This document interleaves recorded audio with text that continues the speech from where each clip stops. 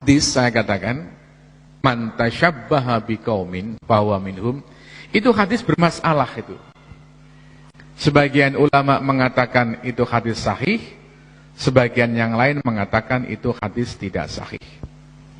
Kalaupun itu sahih, maka yang dimaksud adalah menyerupai orang-orang kafir dalam pakaian dan perbuatannya yang khusus itu. Tapi ada hadis yang sahih sebenarnya itu yang tidak pernah disampaikan oleh sementara orang. Apa itu? Hadis yang diriwayatkan oleh Imam Al-Bukhari dalam kitab Sahih Bukhari, bersumber dari sahabat Abdullah bin Abbas radhiyallahu anhuma. Beliau mengatakan kana Rasulullah sallallahu alaihi wasallam yuhibbu muwafaqata ahlil kitab fima lam yu'mar bihi. Rasulullah itu menyukai untuk menyamai orang-orang Yahudi dan Nasrani selama tidak ada perintah untuk menjauhi, atau dengan kata lain selama tidak ada larangan.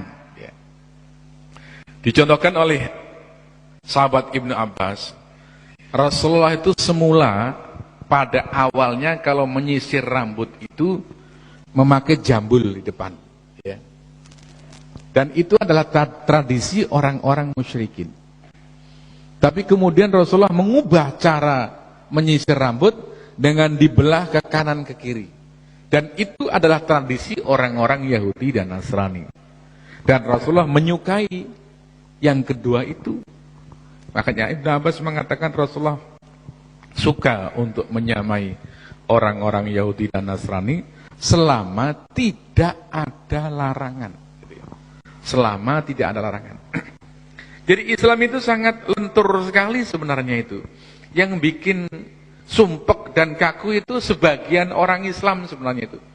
Ada unsur yang namanya tasyaddud, mempersulit diri gitu ya. Lentur sekali itu. Ya. Makanya saya di berbagai daerah itu kan, apakah di Bali, di Papua, di daerah-daerah Dayak, itu saya sering sedikit nyentil. Anda bangun masjid kenapa? Kalau di Bali misalnya, kenapa enggak Anda adopsi itu budaya-budaya Bali? Perlunya apa? Orang Bali biar ketika masuk masjid itu tidak akan merasa asing gitu loh. Nah ini pendekatan budaya itu seperti itu, Orang tidak akan merasa asing karena ini adalah budaya sendiri, Di Nunukan misalnya, kemudian di Tarakan kami sebut juga, kenapa kamu bangun masjid, Anda bangun masjid, kenapa ornamen-ornamen Dayak tidak kamu masukkan ke dalam masjid? Mungkin anggapannya ini haram gitu kan. Masjid itu mesti pakai gubah gitu loh. Kira-kira begitulah. Saya mengatakan gubah itu tidak berasal dari Islam. Coba sebutkan dari mana dalil bahwa Islam itu harus membentuk gubah seperti yang dalam bayang-bayang itu. Itu Islamic Center ya? Ya itu kan seperti itu tuh. Saya sekarang mengatakan yang namanya gubah itu berasal dari gereja. Gubah itu berasal dari gereja. Ketika Islam masuk ke Konstantinopel, pada abad ke-9 kalau tidak salah itu itu yang membawa ke sana adalah Sultan Muhammad Al-Fatih Al-Thani dari dinasti Utsmaniyah. Nah, di Konstantinopel yang kemudian diubah namanya menjadi Istanbul, ada gereja yang sangat besar, yaitu gereja Hagia Sophia. Gereja Hagia Sophia kemudian diubah fungsinya menjadi masjid. Sekarang udah jadi museum Nah, kemudian Sultan Ahmad dari Khilafah Utsmaniyah itu pingin membuat masjid yang megahnya seperti gereja Hagia Sophia. Dibangunlah masjid Sultan Ahmad yang kemudian kondang dengan sebutan Masjid Biru, ya, karena pas di baliknya ada laut yang airnya warna biru. Nah, itu kemegahan itulah, ya, karena dari gereja kemudian ditiru bikin masjid, sementara Khilafah Utsmaniyah itu menguasai negara-negara Arab, akhirnya bentuk-bentuk, ya, gubah itu yang mengambil dari gereja Romawi Timur, ya, itu kemudian menyebar ke negara-negara Arab, ya, ke Mesir dan sebagainya. Dari situlah kemudian menyebar ke Indonesia, termasuk sampai ke Istiqlal, sampai ke Priuk, itu penyebaran dari wilayah-wilayah kekuasaan Utsmaniyah. Jadi kalau dilacak aslinya gubah itu dari mana? Itu dari gereja, gitu kan. Nah, tapi nggak ada orang mengatakan gubah ini haram gitu ya. Itu anehnya itu. Karena apa? Karena sudah terpatri bahwa gubah ini dianggapnya Islam gitu loh. Itu. Makanya nggak ada orang pernah mengatakan haram itu. Ya. Seperti misalnya saya pernah di suatu masjid,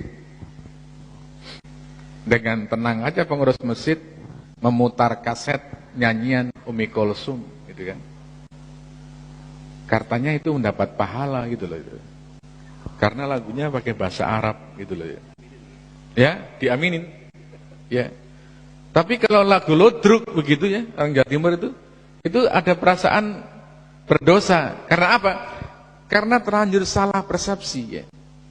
Jadi seolah-olah apa yang dari Arab itu mesti Islam, padahal itu kan budaya. Kalau sama-sama budaya, apa bedanya budaya Arab dengan budaya Jawa gitu kan? Sama sebenarnya itu kalau sama-sama dari segi budaya, dari sisi bahwa itu tidak ada dalil ya yang melarang dalam agama ya. Tadi kami sampaikan busana ya, berpakaian itu kan. Ya. Sebenarnya dalam Islam itu hanya mengamanatkan 4 hal saja yang kami rumuskan dalam 4T, yaitu pertama tutup aurat, tidak transparan, ya, tidak ketat, dan T keempat tidak menyerupai pakaian lawan jenis. Itu Islamnya sudah di situ itu. Nah, modelnya mau apa, itu silahkan. Ya. Asal 4 ini sudah terpenuhi, T4, tutup aurat, tidak transparan, tidak ketat, tidak menyerupai pakaian lawan jenis, mau model apa silahkan. Gitu ya. Nah, itu Islamnya di situ. Ya. Nah, sekarang kita perlu membedakan, bagaimana membedakan mana yang datang dari Nabi Muhammad yang berupa ajaran agama yang harus kita ikuti, dan mana yang berupa budaya yang kita boleh ikut dan boleh juga tidak ikut. Ya. Ada tanda-tanda begini, hal-hal yang bersifat budaya atau sosial budaya itu selain Rasulullah itu juga mengerjakan, gitu loh, kira-kira begitu. Ya. Beda dengan yang berupa ajaran agama, itu orang-orang non-muslim tidak mengerjakan. Makan itu budaya, ya. Makan itu budaya. Nah, sebut aja misalnya makan roti orang Arab gitu, itu budaya Arab sudah itu makan roti. Nah, unsur agamanya di mana? Memulainya dengan membaca basmalah. Itu unsur agamanya itu. Memakannya dengan tangan kiri, dengan tangan kanan gitu ya. Kemudian ditutup dengan membaca hamdalah ya. kemudian tidak israf, tidak berlebih-lebihan. Nah, itu unsur agamanya di situ. Bahwa makan itu bukan hanya orang Islam, ya kita melihat sekarang bahwa semua manusia itu ya melakukan apa yang namanya makan. Maka kita perlu bedakan ya tidak israfnya adalah faktor agama. Memulai dengan basmalah itu adalah faktor agama. Makan dengan tangan kanan itu faktor agama. Tambah lagi mungkin makan yang tidak membahayakan juga faktor agama. Itulah yang harus kita ikuti. Adapun bentuknya mau roti, mau gaplek itu terserah pada budaya masing-masing ya. Ya, budaya orang kaya mungkin pakai makanan-makanan yang lebih tinggi nilainya. Budaya orang miskin pakai gaplek dan sebagainya itu. Ya.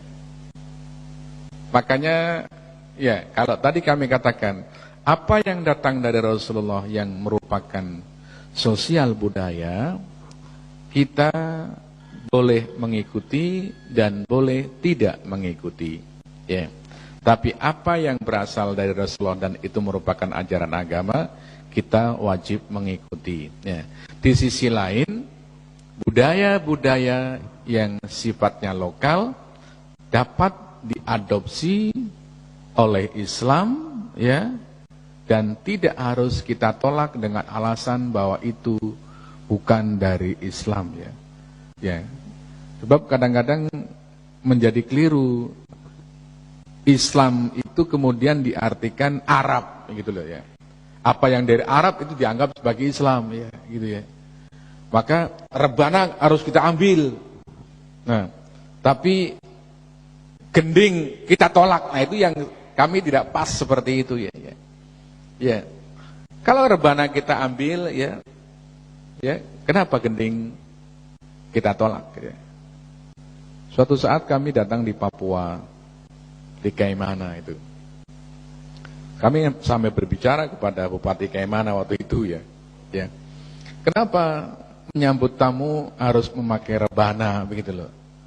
Saya katakan rebana ini kan budaya Arab. Kenapa enggak pakai ya bunyi-bunyian orang Papua gitu kan?